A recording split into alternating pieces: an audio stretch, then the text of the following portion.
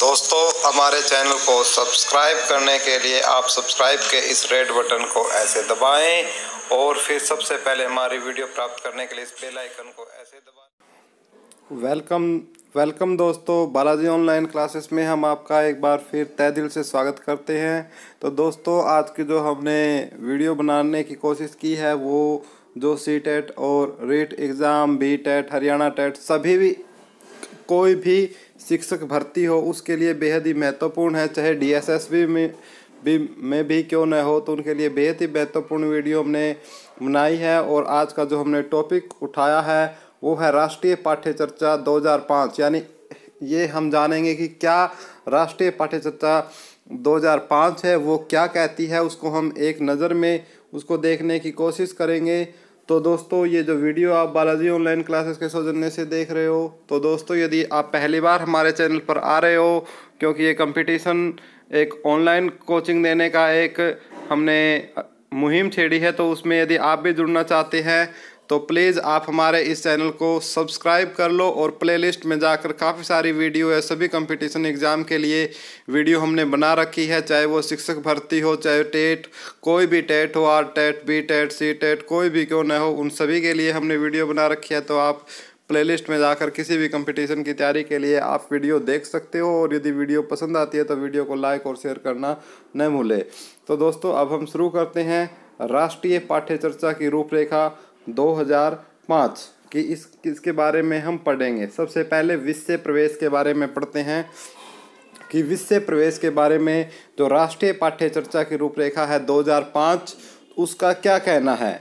तो यह विद्यालय शिक्षा का अब तक का नवीनतम राष्ट्रीय दस्तावेज है। यह अब तक क्या कहता है कि यह विद्यालय शिक्षा का अब तक का नवीनतम राष्ट्रीय दस्तावेज है। नवीनतम यानी बहुत ही ताज़ा ये कह सकते हो। दूसरी बात क्या बताई है कि इसे अंतर्राष्ट्रीय स्तर के शिक्षाविदों, वैज्ञानिकों, विषय विशेषज्ञों व अध्यापकों ने मिलकर तैयार किया है। तीसरा पॉइंट, मानव विकास संसाधन मंत्रालय की पहल पर प्रोफेसर यशपाल की अध्यक्षता में देश के चुने हुए विद्वानों ने शिक्षा को नई राष्ट्रीय चुनौती के रूप में देखा। तो बेहद ही महत्वपूर्ण है। तीनों के तीनों पॉइंट इतने महत्वपूर्ण है कि तीनों को आप कंठस्थ कर ले। वीडियो को पॉज करके वीडियो को 2-3 बार इनको याद करें या किसी अपनी कॉपी में नोट्स बनाकर लिख लें। तो इसीलिए जो अध्यक्षता थी ये प्रोफेसर यशपाल, इससे संबंधित भी क्वेश्चन पूछा जाता है तो एग्ज़ाम में, तो इस बात को थोड़ा सा ध्यान रखें। नेक्स्ट है मार्गदर्शी सिद्धांत। मार्गदर्शी सिद्धांत पहला है कि ज्ञान को स्कूल के बाहरी जीवन के साथ जोड़ा जाए। यानी क्या बोला कि जो ज्ञान होता है वो जो स्कूल के अंदर दिया जाता है, वो जो स्कूल का बाहर का जीवन है उसके साथ भी उसको कनेक्टेड किया जाए, इस बात को लेकर इसके अंदर जोर दिया गया। दूसरी, जो रट्टाफिकेशन था, क्रैमिंग थी, उसको बिल्कुल ख़त्म कर दिया जाए, इस प्रकार की एजुकेशन दी जाए बच्चों को।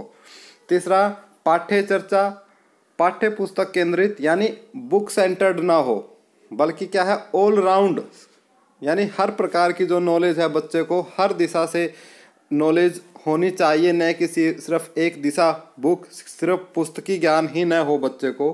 कक्षा कक्ष को गतिविधियों से जोड़ा जाए। कक्षा कक्ष को गतिविधियों के साथ जोड़ा जाना बहुत ज़रूरी है कि भाई यही नहीं हो कि जो पुस्तक के अंदर लिखा हुआ है, बुक्स के अंदर लिखा हुआ है, सिर्फ वो ही पढ़ाई हम बच्चों को कराएं। और भी अन्य एक्टिविटी है उसमें, खेलों के माध्यम से, प्रैक्टिकल्स के माध्यम से, और भी अनेक माध्यम हैं। आप टीवी है, कंप्यूटर है, और अनेक माध्यमों से बच्चों को एजुकेशन देनी चाहिए और उनके साथ उनको कनेक्टेड करना चाहिए।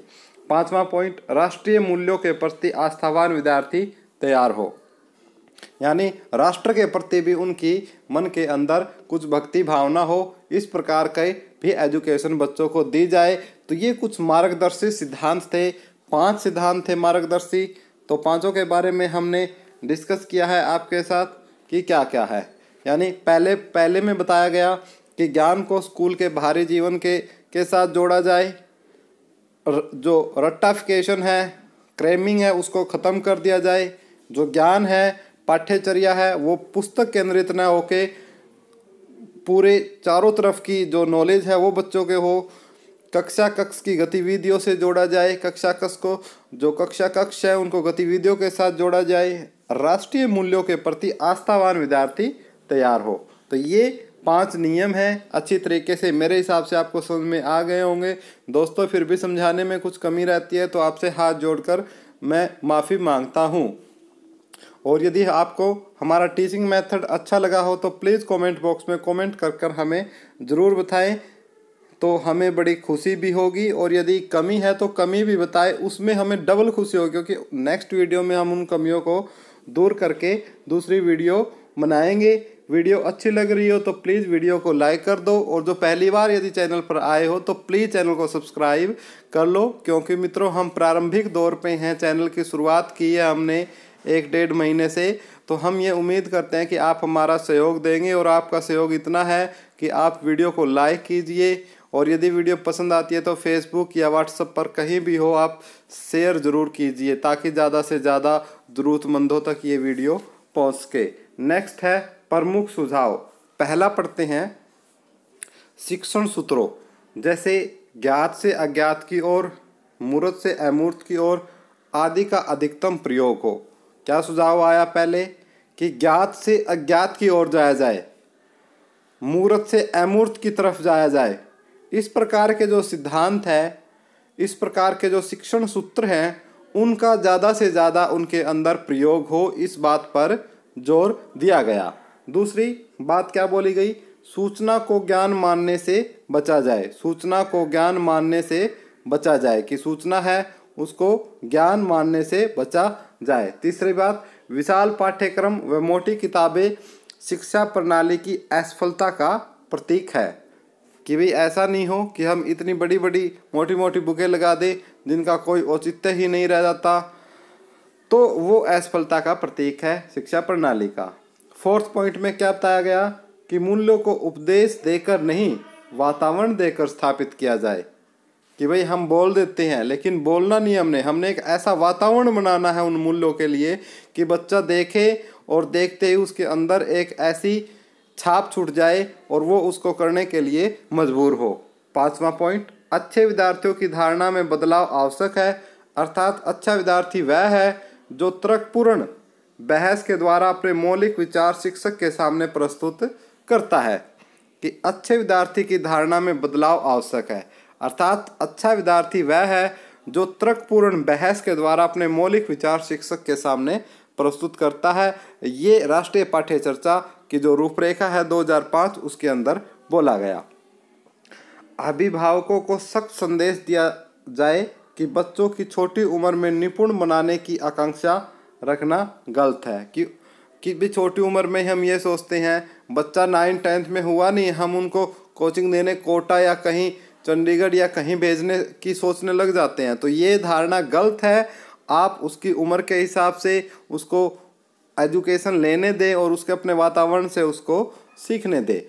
नेक्स्ट पॉइंट, 7वां पॉइंट था, बच्चों को स्कूल से बाहरी जीवन में तनाव मुक्त वातावरण प्रदान करना चाहिए। यानी स्कूल के अलावा भी जो बाहर का जीवन है बच्चों को, उसमें कोई उनको टेंशन ना हो, बिल्कुल फ्री माइंड उनको रखा जाए।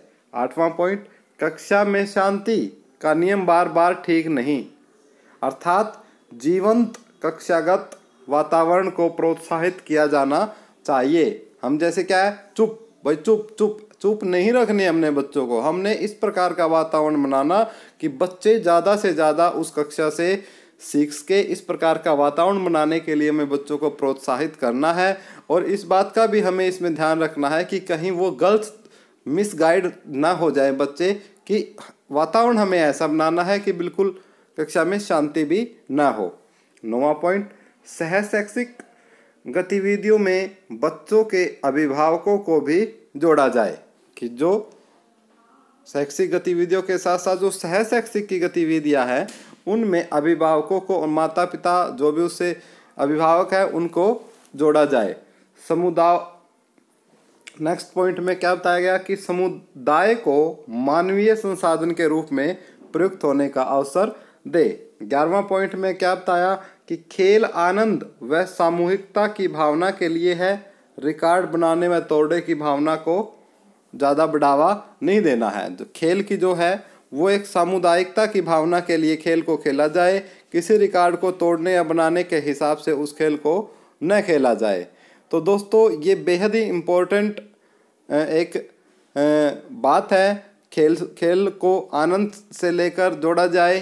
तो दोस्तों इस प्रकार से जो है इस बात को ध्यान में रखना बेहद ज़रूरी है। तो दोस्तों ये आप वीडियो देख रहे हैं राष्ट्रीय पाठ्य चर्चा की रूपरेखा 2005, और जिसमें हम आपको जो मुख्य बिंदु हैं उनके बारे में आपको बता रहे हैं। और दोस्तों यदि आपको वीडियो पसंद आ रही है तो प्लीज़ वीडियो को लाइक ज़रूर करें और वीडियो को शेयर भी किसी भी सोशल साइट पे ज़रूर करें, और वीडियो को अंत तक देखें। बहुत बेहतरीन इसमें से 2 या 3 नंबर का अक्सर इसमें से पूछा जाता है। 12वां पॉइंट, बच्चों की अभिव्यक्ति में मातृभाषा महत्वपूर्ण स्थान रखती है। शिक्षक अधिगम परिस्थितियों में इसका उपयोग करें। 13वां पॉइंट, पुस्तकालय में बच्चों को स्वयं पुस्तकें चुनने का अवसर दें। नेक्स्ट पॉइंट है हमारा कि 14th पॉइंट है, वे पाठ्य पुस्तकें महत्वपूर्ण होती है जो अंतःक्रिया का मौका दे। 15वां पॉइंट है, कल्पना व मौलिक लेखन के अधिकाधिक अवसर प्रदान करावें। सजा व पुरस्कार की भावना को सीमित रूप में प्रयोग करना चाहिए। सजा और पुरस्कार है दोनों को ही सीमित रूप से और इस प्रकार से कि उसके जो वांछनीय परिवर्तन है वो आए, उसी के हिसाब से उनका प्रयोग करना चाहिए। नेक्स्ट जो इसके बारे में बताया गया 17वें पॉइंट में कि बच्चों के अनुभव और स्वर को प्राथमिकता देते हुए बाल केंद्रित शिक्षा प्रदान की जाए। सबको पता है इस पॉइंट का, बाल केंद्रित शिक्षा। 18वां पॉइंट, सांस्कृतिक कार्यक्रमों में मनोरंजन के स्थान पर सौंदर्य बोध को परिचय दें।